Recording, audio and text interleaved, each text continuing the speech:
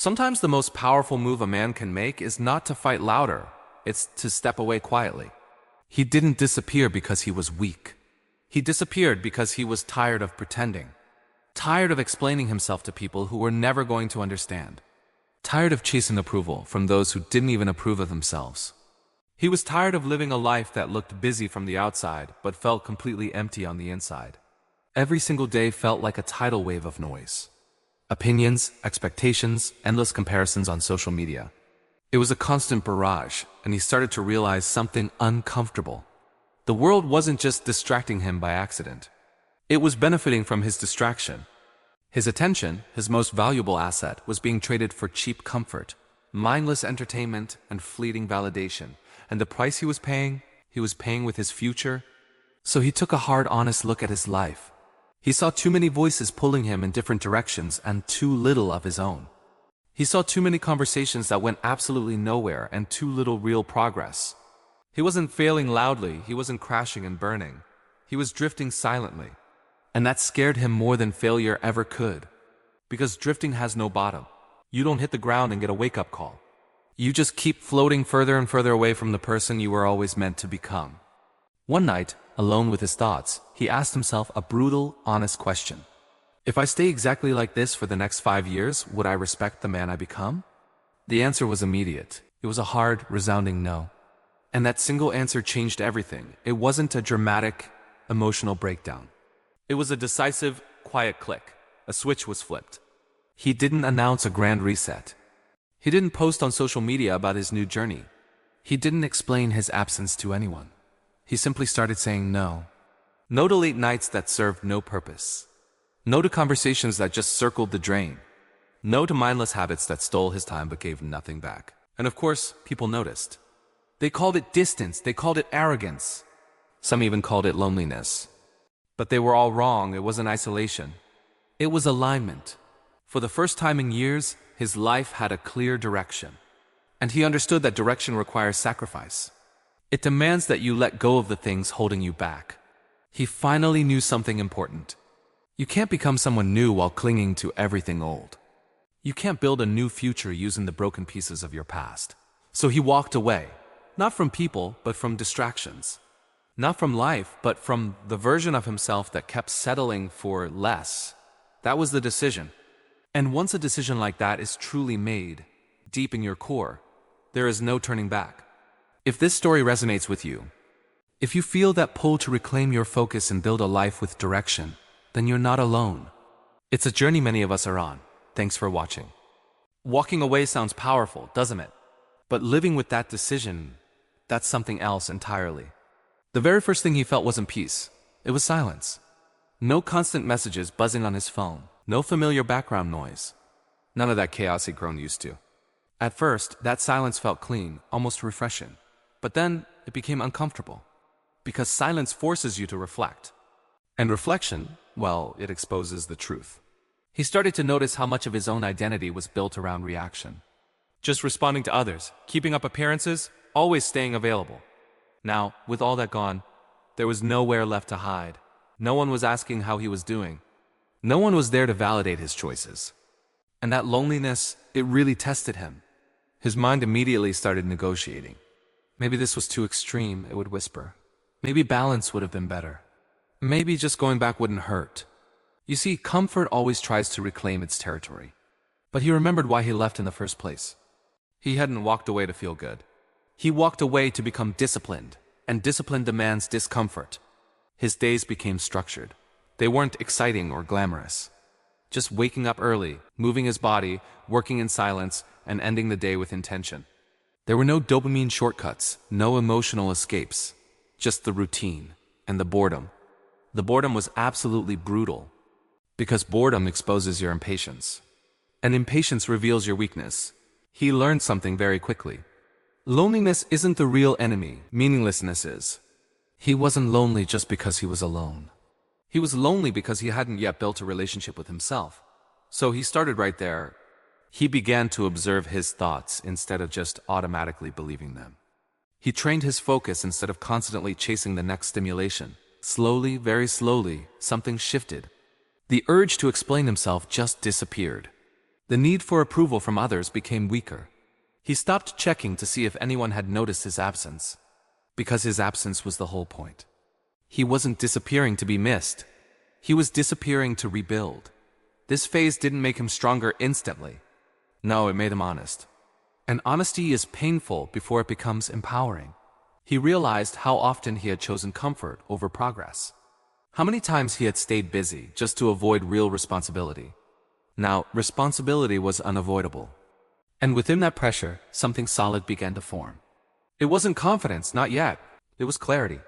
He finally knew who he didn't want to be anymore. And sometimes that's more than enough to keep you going. Isolation didn't change him. Structure did. Once all the noise faded away, he realized something deeply uncomfortable.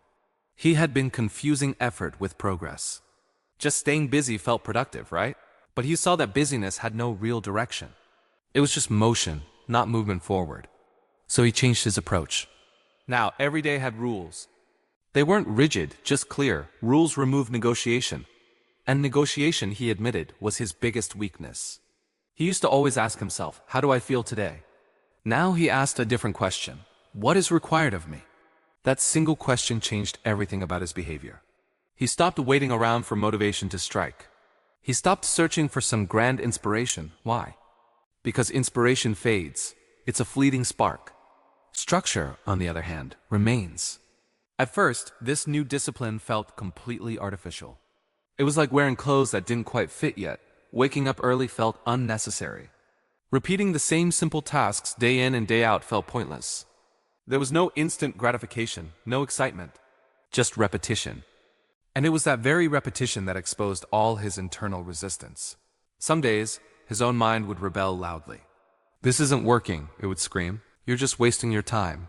You should be out there enjoying life, not doing this. And those thoughts sounded incredibly convincing. But he didn't argue with them. He didn't try to reason them away. He just acted anyway. Because that's the secret. Action without agreement is the true definition of discipline. Slowly, almost imperceptibly, his nervous system began to adapt. The things that once felt heavy and difficult became expected. And when something is expected, it no longer has the power to scare you. His focus improved. Not in some dramatic, overnight transformation, but consistently, bit by bit. He found he could sit with difficult tasks for longer. He could stay with discomfort without immediately trying to escape it. That was new, and it felt powerful. Then he noticed a deeper shift. He started reacting less and observing more. Emotions would still come and go, but they no longer controlled his actions. This wasn't emotional numbness, it was emotional regulation. And that regulation created clarity. Clarity, in turn, created momentum. And momentum created belief. Not belief in some far-off success, but belief in himself. Here's the interesting part. He still hadn't achieved anything big externally. There was no recognition, no awards, no finish line crossed. But internally, he had become reliable to himself. And that self-reliability is what builds a solid identity. He wasn't trying to become a disciplined person anymore. He was simply behaving like a disciplined person. And that's the key. Behavior always comes before identity. You act the part first, and then you become it. Quietly, without any external validation, without anyone else even noticing, he was becoming someone. Someone he could count on. The change didn't arrive loudly. It arrived as calm. Not the kind of calm that avoids problems, but the kind that faces them without panic. He noticed it first in small moments. Things that once irritated him no longer demanded a reaction. Delays, disagreements, uncertainty. They still existed, but they no longer controlled him. That calm wasn't accidental. It was built from repetition, from keeping promises to himself when no one was watching. Confidence grew quietly, not from praise, but from proof. Proof that he could be tired and still act. Proof that he could doubt and still move forward. That kind of confidence doesn't need expression. It shows in posture, in pacing, and how a man occupies space. People started sensing it. Not because he spoke more, but because he spoke less. He no longer rushed explanations. He no longer filled silence just to feel accepted. Silence felt natural now. And silence makes people listen. Conversations shifted. He wasn't trying to be interesting, he was present, and presence is rare. People are drawn to it. They began to lean in, to truly hear what he had to say, because every word was chosen with intention. He noticed another shift. He stopped seeking permission. Not in a rebellious way, but in a grounded one. He trusted his judgment because it was backed by discipline. Discipline removes hesitation, and hesitation is born from inconsistency. He was no longer inconsistent. Every morning he showed up, every commitment he honored. This wasn't about willpower anymore. It was about identity. It was who he had become. Stress still appeared. Pressure didn't disappear, but his relationship with pressure changed. Pressure became feedback, not a threat. It showed him where he needed to build more strength. And strength was something he now knew how to build. He saw challenges not as obstacles to fear, but as opportunities to prove his new foundation. He wasn't chasing outcomes anymore.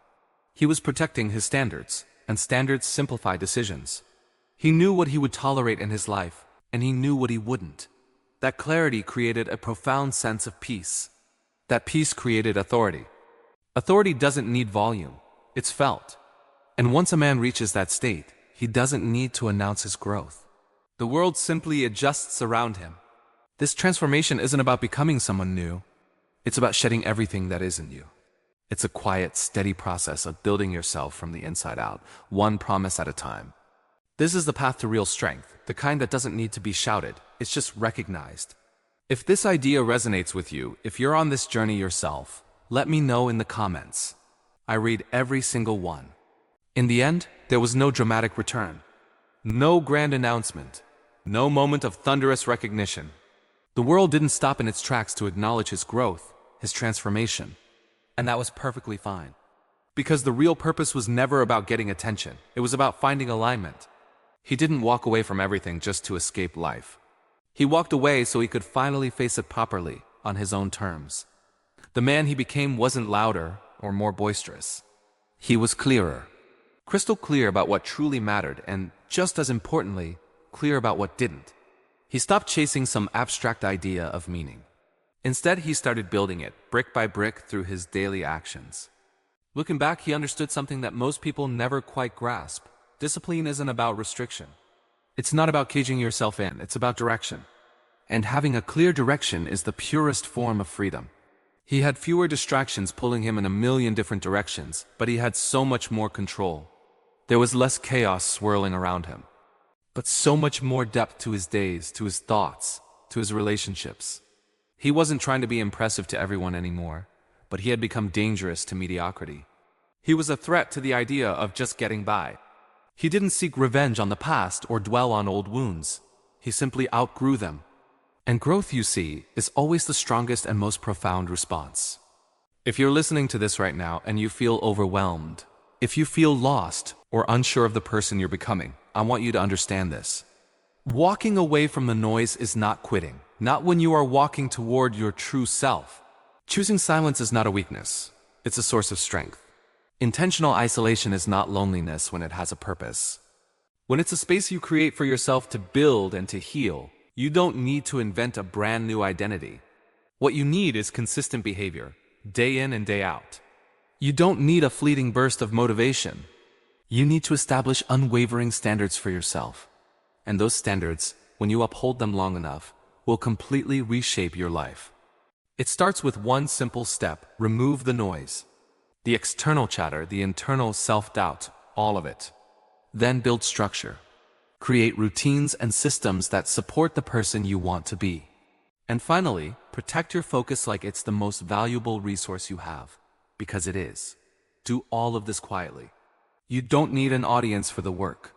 And then one day, without any need for explanation, without seeking validation from anyone, you will look at your life, at the world you've built, and you will recognize the man you once only hoped to become.